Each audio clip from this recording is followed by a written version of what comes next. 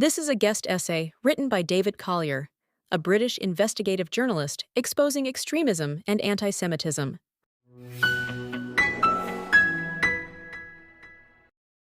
A few nights ago, violent anti-Semitic thugs threw an aggressive chemical-based substance at my car, causing substantial damage.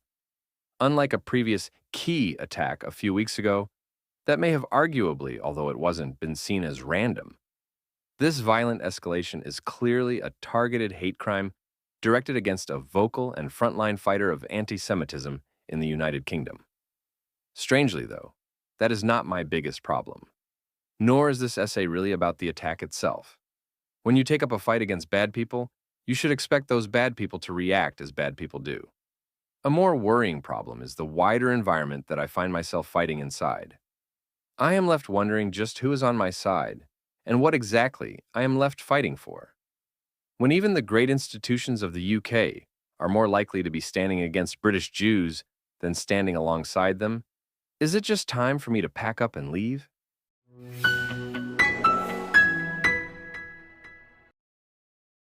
At some point during the recent attack, one or more Jew-hating thugs visited my house, maliciously and violently attacking the car parked outside. I'm not sure exactly which aggressive chemical substance they used as paint stripper, and the police were not certain either. But I'm not sure that detail matters. Working away from home at the time, the surprise of this attack was met by my family the following morning. The car had been targeted from several positions, and the damage covered different parts of the exterior. There can be no mistake here. My family spent the next day talking to the police. This was a targeted hate crime, an attack against me because of my journalism, which exposes extremism and anti-Semitism. I am in the United Kingdom, fighting what I know to be a just, necessary, and moral fight. In any sane world, my enemies, the various anti-democratic, life-threatening monsters who all swim in sewers of extremism, conspiracy theory, and anti-Jewish hatred, would also be the enemies of not just the state, but of its institutions, and any decent, intelligent British citizen living within its shores. We should all be invested in the well-being of the democracy and value-driven soul of the UK. It is also natural that, in a normal world, UK media would rush to make sure my story was told. A Jewish Londoner on the front line against anti-Jewish racism, and my car had been attacked with acid. It is likely that media outlets such as the BBC and The Guardian would pick up the fight for me and carry such a story for days in any normal world. I am also a journalist, and I have been attacked because extremists do not like the result of my investigative work. In a normal world, politicians and media would rush to defend press freedom and would see a physical attack on a journalist at his home as a threat against a pillar of our democratic values. But this is not a normal world. Sadly, the world of 2025 is anything but a normal world. My investigative reporting has highlighted key problems, both with the infiltration of extremist ideologies into mainstream society, as well as a suicidal blindness on the part of the moderate majority to understand or acknowledge the depth of the problems they are facing. The UK is pandering to a streak of tigers that will eat it alive, which means I am a Jewish fighter against anti-Semitism in a world in which the BBC, the British state broadcaster, does deal with Hamas terrorists and relies on journalists who want to burn Jews. While considering someone like me an untouchable, elitist BBC journalists have no problem platforming those who support radical Islamic terrorism. My dad fought for this country, as did my grandparents, and the BBC journalists hold hands with terrorists and see me as the problem? Just when did this world become so messed up?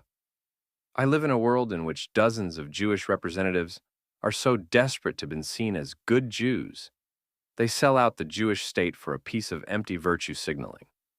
Yet, as they place this mark above their own door saying, "Good Jew lives here," they also help to place one above mine, marking my family as a target. I live in a world in which our unions, universities, the health service, and even some schools have become hostile environments for Jewish people. And the response of our government is to rush to celebrate Islamophobia Awareness Month, a world in which the UK's press regulator stands up for those who equate innocent Israelis taken hostage with terrorists held in Israeli jails. This insane and self-harming reasoning would make Hashem Abedi, the brother of the Manchester bomber, a hostage held by the British authorities. A world in which self-appointed anti-extremist NGOs like Hope Not Hate are obsessing over calling everyone far right while completely downplaying the Islamist threat.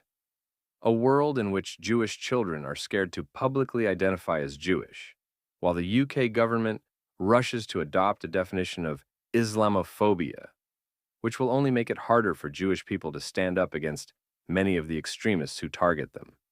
The suicidal insanity never ends. I live in a world in which the police try to pretend jihad is some type of yoga class and allow open provocations specifically targeting the Jewish community while arresting people for holding up a banner stating that Hamas is a terrorist organization.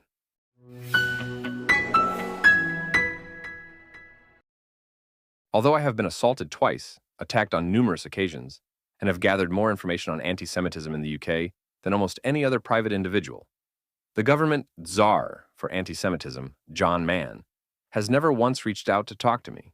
It isn't like I have been quiet. Every single one of Mann's posts on X that contain the word anti-Semitism over the last year has involved political point scoring against the right wing. The main target? The Conservative Party, as if they are the biggest threat that UK Jewry faces. And again, that isn't really the issue. The real problem is that this ridiculous political skew is visible, obvious, and absolutely nobody cares. This emperor has no clothes. The truth is that John Mann's interest in anti-Semitism never really extended much beyond personal ambition, factional infighting, and ridding the Labour Party of the Jeremy Corbyn clan, and his recent refusal to attend an anti-Semitism conference in Israel, as if he somehow knows more about all this than us Jews. Just another in a long list of weak and inexcusable actions that highlight he, nor the UK government, understand what modern anti-Semitism really is, nor how it is spreading. And this is the reality of the UK's fight against anti-Semitism. It is mostly performative, toothless, and meaningless box ticking in a nation that has lost complete control of its borders and is running scared of a growing Islamist threat that nobody knows how to deal with. And how about the so-called Jewish representative organizations, such as the Board of Deputies? They certainly always run to ride on the back of my successes. But I have my life threatened on almost a daily basis. I am consistently targeted by toxic outlets such as Press TV, and the public support I get from our official Jewish leadership? Absolutely zero. They seem far more interested in ensuring the flow of invitations to the gala dinners continue to arrive, or engaging in interfaith with people that want to wipe Israel off the map, than they do in anything else. The truth is that I'm left fighting for a UK that won't stand by me and does not seem to want to fight for itself. So, the question I ask myself is, what's the point? Why not just get on a plane and go to Israel, where I lived from between 1987 and 2006? I, unlike most Brits, actually have a nation that will protect and defend me. Even though I was born in the UK, why stick up for a nation that does not even seem to want to stick up for itself?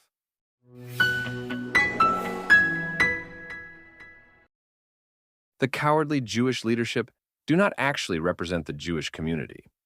The police are lost.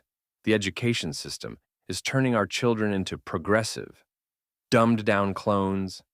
The government is acting like a band playing music on a sinking ship.